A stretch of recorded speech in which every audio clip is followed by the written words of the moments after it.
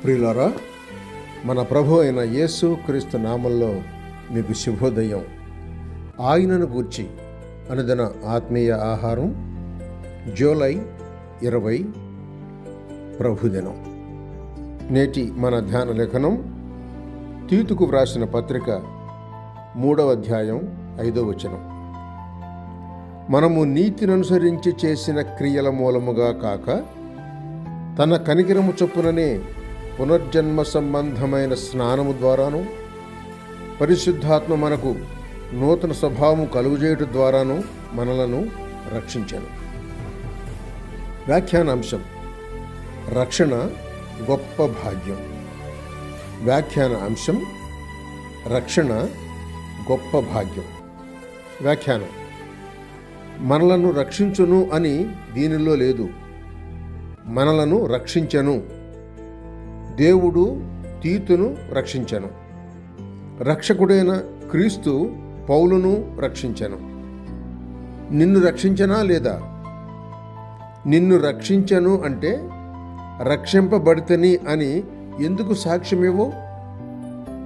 ఆదివారం నన్ను రక్షించు రక్షించు అని ప్రార్థిస్తున్నావు కనుక నీవు రక్షింపబడలేదు అని తెలుస్తుంది. రక్షణ చాలా పెద్ద పదం. దాన్ని విప్పి చూడగా ఏం తెలుస్తుందంటే, 1, పునర్జన్మం రక్షణలో ఇమిడి ఉంది. అవును, క్రీస్తును అంగీకరించిన వాడు క్రొత్తగా పైనుండి పుట్టినవాడు, అనగా పునర్జన్మము పొందినవాడు. 2, స్నానం. బిడ్డ పుట్టగానే దాన్ని కడిగి శుద్ధి చేయాలి. ఒక వ్యక్తి క్రీస్తును నమ్మి రక్షింపబడిగానే ప్రకటన గ్రంథం 1వ అధ్యాయం 6వ వచనం చెబుతున్నట్టు ఆ విశ్వాసి క్రీస్తు రక్తంలో కడుగుబడుతున్నాడు. పాపుల డాగులను తుడిచివేసే స్నానం ఇదే. ఈ రక్త స్నానం కూడా రక్షణలో ఇమిడి ఉంది. ఇక 3, పరిశుద్ధాత్మ దానం.